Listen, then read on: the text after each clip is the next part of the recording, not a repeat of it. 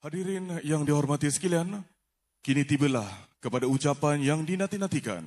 Untuk itu majlis dengan segala hormat dan sukacitanya menjemput dan mempersilakan Yang Berhormat Datuk Seri Alexander Natalinggi, Menteri Kejuraya Raya, untuk menyampaikan ucapan dan seterusnya merasmikan Persidangan Pegawai Kanan JKR Malaysia SOC 2023. Dengan segala hormatnya majlis mempersilakan.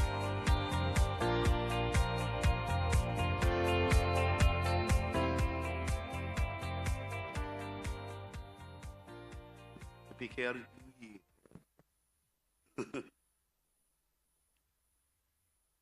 Terima kasih pengacara majlis. Yang Berhormat Datuk Seri Abdul Rahman bin Muhammad, Timbalan Menteri Kerja Raya. Yang berbahagia Datuk Seri Haji Hasnul Zamzam bin Haji Ahmad, Ketua Setiausaha Kementerian Kerja Raya. Yang berbahagia Datuk Insinyur Ahmad Reza bin Ghulam Rasul, Ketua Pengarah Kerja Raya. Yang berbahagia Datuk Ahmad Nazri bin Bong, Timbalan Ketua Setiausaha Sektor Pengurusan. Yang berbahagia Datuk Zahrul Hakim bin Ahmad, Timbalan Ketua Setiausaha Sektor Dasar dan Pembangunan. Yang berusaha sebagai Muhammad Zaid bin Zakaria, Timbalan Ketua Eksekutif Lembaga Pembangunan Industri Pembinaan. Yang berusaha Insinyur Zazali bin Harun, Ketua Pengarah Lembaga Lebuh Raya Malaysia. Yang berusaha Amran bin Haji Muhammad Majid, Timbalan Ketua Pengarah Kerja Raya Sektor Pakar. Yang berbahagia Datuk Haji Zulkifli bin Haji Nazri, Timbalan Ketua Pengarah Kerja Raya Sektor Infra. Yang berusaha Engineer Haji Badiuzaman bin Abdul Khalik, Timbalan Ketua Pengarah Kerja Raya Sektor Bangunan. Yang berbahagia Insinyur Haji Mazri bin Baharudin, Pengarah Cawangan Dasar dan Pengurusan Korporat, merangkap pengurusi Jawatankuasa Induk SOC 2023. Yang berbahagia Datuk Insinyur Ismail bin Abdul Rahman, Pengarah JKR Negeri Melaka, merangkap pengurusi Jawatankuasa Pengelola, hos kita yang sangat menyayangi semua kita. Makan semalam agak berlebihan. Serta Saibu Semah Datuk Wira Haji Abdul Halim Tawil, Mufti Kerajaan Negeri Melaka. Dan yang berbahagia Datuk-Datuk, Datin-Datin yang berusaha, pengarah-pengarah kanan, pengarah-pengarah cawangan, pengarah-pengarah negeri, jurutera-jurutera daerah, ketua panel penilaian, penilai anugerah, penerima anugerah, rakan-rakan media, dan para jemputan yang saya hormati dan kasihi. Selamat pagi, salam sejahtera dan salam Malaysia Madani. Saya berasa amat gembira dan bersyukur kerana pada hari ini kita semua diberi kesempatan untuk bersama-sama di Persidangan Pegawai Kanan Jabatan Kerja Raya Malaysia, atau lebih dikenali sebagai Senior Officers Conference SOC bagi tahun 2023 di negeri Melaka. Pada kesempatan ini, saya ingin menzahirkan setinggi-tinggi penghargaan dan ucapan terima kasih kepada JKR Malaysia di atas undangan untuk merasmikan Persidangan Pegawai Kanan JKR Malaysia pada kali ini. Tahniah kepada JKR Negeri Melaka kerana telah dipilih sebagai tuan rumah SOC bagi tahun 2023 ini. You have raised the bar. Let's see how we are going to be treated at the next one. Besar harapan saya agar semua yang hadir dapat bersidang dengan penuh semangat, berkongsi aspirasi dan menjana idea yang terbaik, segar dan mempunyai anjakan paradigma bagi memperkasakan kelangsungan perkhidmatan sebagaimana tema persidangan pada tahun ini, iaitu memacu pembangunan Malaysia Madani di bandaraya bersejarah ini. Yang berhormat Timbalan Menteri, Datuk-Datuk, tuan-tuan dan puan-puan hadirin yang saya hormati sekalian. Matlamat kerajaan adalah merubah Malaysia menjadi sebuah negara yang mampan, sejahtera, berdaya cipta, saling menghormati, keyakinan yang erat dengan amanah dan tanggungjawab serta bersikap ihsan di antara satu sama lain. Madani, M-A-D-A-N-I. Kata kunci visi ini adalah Madani, yang pada asasnya merupakan kepercayaan antara kerajaan dengan rakyat atas dasar ketulusan dan kerjasama. Ia mengiktiraf hak setiap warga Malaysia tanpa mengira latar belakang untuk hidup dalam persekitaran yang mapan dan menyumbang kepada kesejahteraan.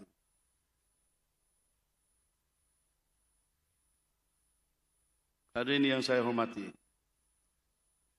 prestasi sektor pembinaan secara keseluruhannya sering diukur melalui keupayaan menyiapkan projek berkualiti dalam suatu jangka masa tertentu dan mengikut peruntukan dan skop kerja yang ditetapkan.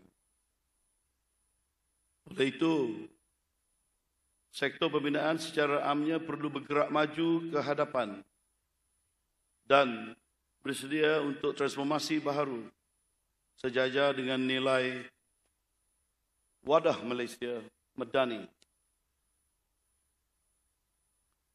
Sehubungan itu, dasar-dasar yang telah dibangunkan oleh KKR adalah seperti Plan Strategik Organisasi 2021 ke 2025, Dasar Pembinaan Negara atau National Construction Plan NCP 2030, Construction 4.0 Strategic Plan 2021 to 2025, Highway Network Development Plan 2030, dan Dasar Pengurusan Aset Kerajaan. Kesemua dasar-dasar ini sekaligus telah memenuhi agenda kerangka dasar Madani dengan mengambil kira penumpuan terhadap penyelesaian masalah bagi memenuhi keperluan semasa negara selain mencorak arus pembinaan negara di zaman pasca normal yang penuh cabaran. Usaha ini juga jelas kelihatan terutamanya bagi dasar-dasar kementerian yang akan datang seperti Dasar Pembangunan Jalan Raya dan Lebuh Raya ataupun DPJL dan Dasar Senggara Infrastruktur Negara DSIN. Selain itu, pihak kementerian turut sedar bahawa pelaburan kerajaan demi mencapai tahap pembangunan infrastruktur yang selesa kepada rakyat memerlukan kos yang sangat tinggi. Maka JKR haruslah menggalas amanah yang dipertanggungjawabkan ini dengan penuh integriti serta rasa sayang dan cintakan negara agar output yang terbaik dapat dihasilkan seterusnya, diterjemahkan kepada impak yang berkualiti.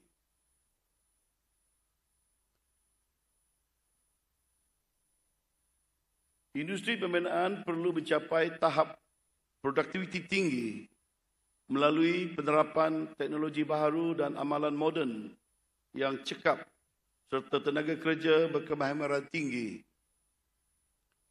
Pelbagai tindakan serta perancangan telah dirangka bagi tujuan pencapaian perkhidmatan yang mampan dan bersepadu demi memastikan kelangsungan perkhidmatan sektor awam dapat dilaksanakan secara berterusan. Sebagai contoh,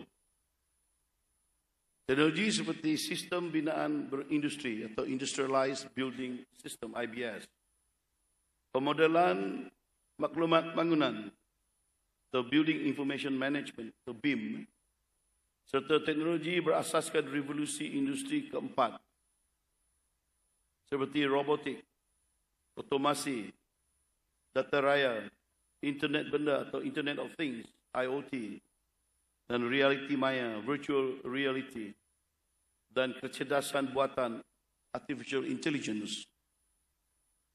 Ini dapat dikaji dan diadaptasi dalam industri pembinaan di Malaysia. Di kesempatan ini, saya ingin mengucapkan jutaan tahniah kepada pasukan JKR di atas pelancaran jenjang wakaf baru di Kelantan baru-baru ini, yang merupakan projek rintis bagi pelaksanaan secara BIM yang terbukti telah menjimatkan kos pembinaan jenjang. Jenjang ini dapat disiapkan dengan kos RM97.6 juta berbanding kos asalnya iaitu RM105.5 juta. Ada banyak penjimatan. Tahniahlah JKR.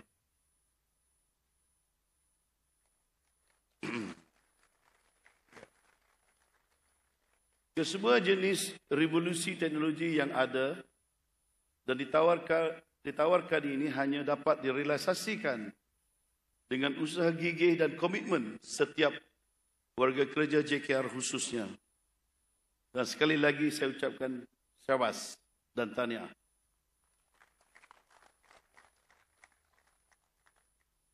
Untuk makluman semua, Kementerian Kerja Raya telah mula melaksanakan Intelligent Transport System (ITS) dengan mewujudkan sistem pangkalan data trafik dan pengangkutan secara masa nyata ataupun real time serta bersepadu pada peringkat kebangsaan melalui usaha sama antara agensi kerajaan dan swasta menerusi platform digital bagi memastikan kadar penggunaan data trafik dan pengangkutan sedia ada diguna pakai secara maksimum. Tidak lupa juga pelaksanaan sistem kutipan tol Radio Frequency Identification atau RFID yang kini sedang rancak digunakan buat semua kenderaan kelas 1. Untuk makluman semua juga, mulai September 2023 ini, pelaksanaan sistem pembayaran terbuka atau Open Payment System akan bermula kepada sekurang-kurangnya 12 laluan lebuh raya. Dan seperti yang diketahui umum, pelaksanaan sistem pembayaran terbuka ini merupakan persediaan awal ke arah multi-lane fast flow sebelum dilaksanakannya sepenuhnya secara berfasa selewat-lewat pada suku ketiga tahun 2024, tahun depan. Pelaksanaan MLFF ini juga diharapkan dapat menyelesaikan masalah kesesakan jalan raya di Plaza Tol selain memberikan kemudahan dan memastikan keselamatan semua pengguna lebuh raya terjamin. Selain itu, Kementerian juga telah berjaya mengeluarkan manual penjanaan perjalanan Malaysia atau dikenali My Trip Gen. Manual ini merupakan dokumen untuk kegunaan perunding trafik dan pihak berkuasa tempatan PBT untuk meramal penjanaan trafik forecasting daripada sesuatu pembangunan guna tanah baharu atau penambahan pembangunan sedia ada di dalam sesuatu kawasan yang dijadikan kajian asas penyediaan laporan penilaian kesan lalu lintas ataupun TIA, Traffic Impact Assessment. Malah, My Trip Gen juga menjadi rujukan utama kepada DBKL di dalam kawalan perancangan melalui laporan TIA yang perlu dikemukakan oleh pemaju semasa peringkat kelulusan perintah pembangunan ataupun development order. Dan ini dapat membantu pihak DBKL melaksanakan perancangan dengan mengambil kira kemampanan jaringan lalu lintas dan kesesakan di dalam Bandaraya Kuala Lumpur. Hadirin dihormati sekalian. Usaha membangunkan infrastruktur negara juga hanya akan tercapai dengan sokongan kewangan yang utuh oleh pihak kerajaan. Belanjawan tahun 2023 yang kini dikenali sebagai Belanjawan Madani adalah merupakan cerminan prinsip tanggungjawab dan sistem nilai yang luhur serta mampu mendepani tantangan ekonomi global yang kini syarat dengan ketidaktentuan.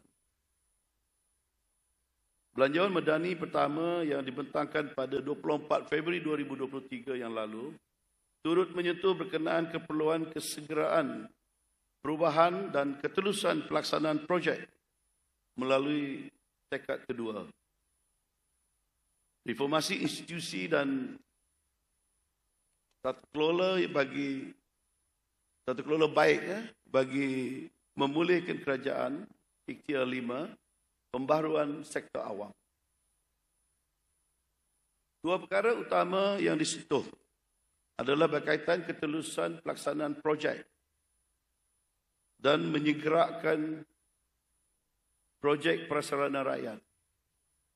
Saya ingin menarik perhatian semua bahawa terdapat 5 perkara melibatkan isu kemalangan jalan raya telah diperuntukkan oleh kerajaan melalui Belanjawan Madani, iaitu sebanyak 2.7 bilion ringgit untuk menyelenggarakan dan menaik taraf jalan persekutuan. Dalam masa sama, bagi melaksanakan penyelenggaraan kecil dan 300 juta ringgit disediakan khusus untuk kontraktor G1 ke G4. Sebanyak 1.5 bilion ringgit juga disediakan bagi menaik taraf dan membina baharu jalan perhubungan desa serta jalan-jalan luar bandar. Dan sebanyak RM100,000 untuk setiap daerah untuk membantu Jurutera Daerah JD menyegerakan penerapan kerosakan jalan persekutuan seperti jalan berlubang serta pembaikan segera lain berdasarkan aduan rakyat yang diterima.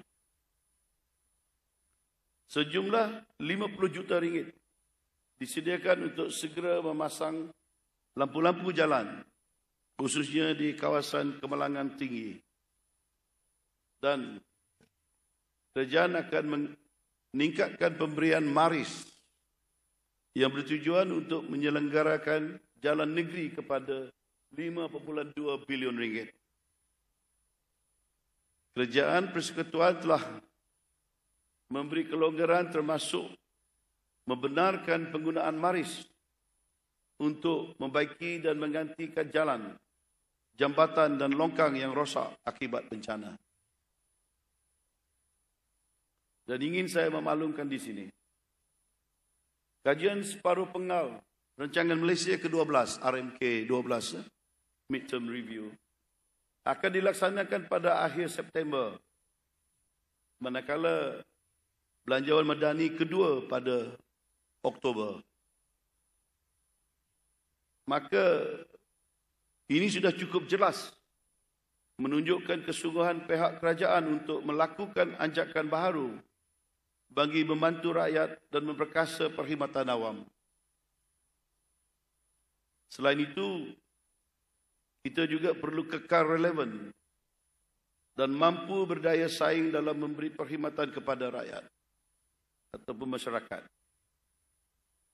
Saya percaya melalui beberapa inisiatif yang telah kita rangka dan akan dilaksanakan tidak lama lagi, kementerian serta agensi akan lebih dekat dengan masyarakat serta lebih cakna dalam menangani isu-isu semasa seperti isu penyelenggaraan jalan dan lain-lain. Hadirin hadirat sekalian, media sosial telah mendapat perhatian setiap peringkat umur masyarakat.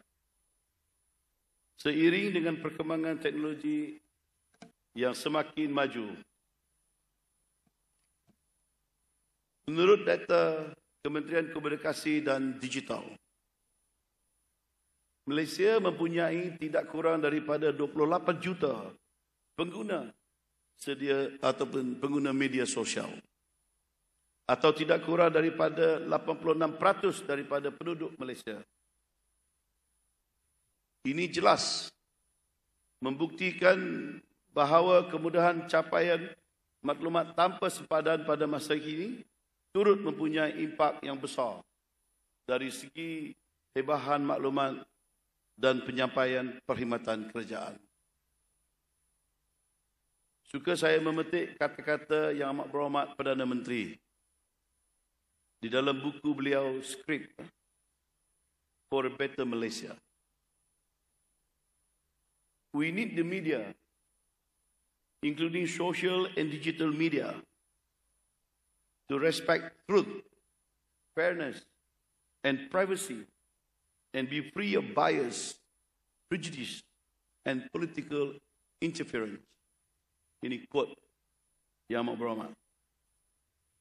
Sehubungan itu, saya ingin mengajak semua yang berada di sini pada hari ini untuk terus berkongsi membuat hebahan dan menguak-uakan penyampaian perkhidmatan yang dilaksanakan oleh JKR melalui saluran rasmi yang telah disediakan berkenaan pencapaian, aktiviti utama jabatan dan kementerian, bantuan khidmat masyarakat dan sebagainya.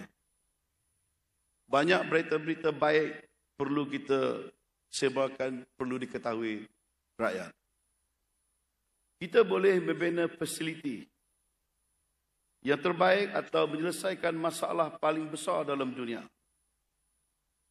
Tetapi jika ia tidak dihebahkan dan tidak diberitahu kepada rakyat, maka rakyat tidak akan mendapat maklumat yang tepat. Pada akhirnya, mereka juga tidak dapat menikmati manfaat inisiatif yang diusahakan oleh pasukan kementerian. Di sinilah saya tekankan pentingnya hebahan maklumat melalui komunikasi yang berkesan. Dan saya berharap pasukan komunikasi kementerian dan agensi termasuk JKR akan memberi perhatian serius pada perkara ini. Dalam hal yang lain, dalam hal ini juga masih, antara yang boleh diberi kredit adalah peranan dimainkan rakan KKR. Ya, kita ada rakan KKR di media sosial yang turut menyumbang kepada penambahbaikan kementerian, terutama dalam memberikan perkhidmatan jalan raya dan infrastruktur yang lebih baik kepada pengguna. Rakan KKR ini ibarat jambatan penghubung antara kementerian dan masyarakat. Atau lebih tepat lagi menjadi mata dan telinga tidak rasmi kementerian dalam menyampaikan isu dan permasalahan terutama berkaitan jalan raya. Ahli-ahli rakan KKR yang terdiri daripada mereka yang aktif dalam media sosial seperti Facebook dan Twitter juga kerap membantu mengawal-awalkan tindakan penyelesaian masalah yang diambil oleh KKR. Selain program-program KKR di platform masing-masing. Ini secara tidak langsung boleh membantu menaikkan imej KKR dan JKR, iaitu dengan menghebahkan kepada masyarakat mengenai kerja-kerja yang sudah atau akan dilaksanakan oleh kementerian dan agensi demi kebaikan semua pihak. Dan saya gunakan peluang ini mengucapkan terima kasih kepada rakan KKR.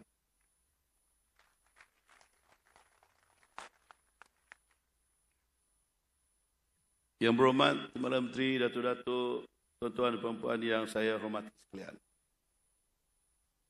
Sebagaimana yang telah disebut oleh Yang Berbahagia Datuk KPKR tadi, Majlis Penyampaian Anugerah Kontraktor Cemerlang ataupun AKC turut diadakan sempena SOC JKR Malaysia. Oleh itu, mengambil kesempatan ini, saya ingin mengucapkan tahniah kepada kontraktor yang berjaya. Dan diharapkan kejayaan ini menjadi contoh dan inspirasi kepada kontraktor lain untuk cemerlang, untuk terus cemerlang bersama-sama dan berjaya menggalaskan segala tugas dan tanggungjawab. Dan juga kepada pihak Urustia dan tidak lupa juga kepada semua pemamil yang menyertai SOC 2023.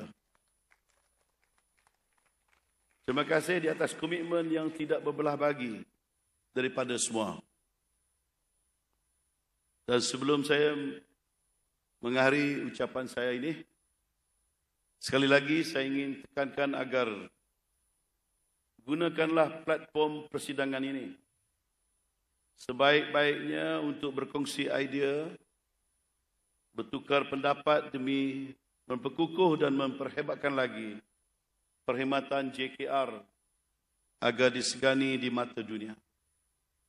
Dan saya yakin JKR akan terus kekal relevan untuk tahun-tahun yang mendatang dan terus diperlukan oleh pihak pelanggan demi membina infrastruktur negara dalam usaha membacu pembangunan Malaysia yang medani.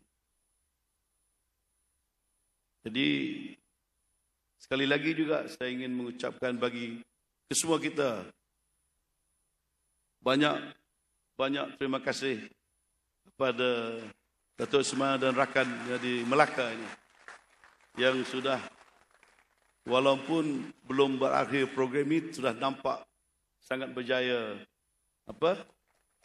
untuk mengelolakan SOC 2023 di negeri Melaka, negeri bersejarah ini. And I like to wish everyone a productive and a successful conference. Dengan ini, dengan sukacitanya saya merasmikan persidangan pegawai kanan Jabatan Kerja Raya Malaysia tahun 2023. Terima kasih.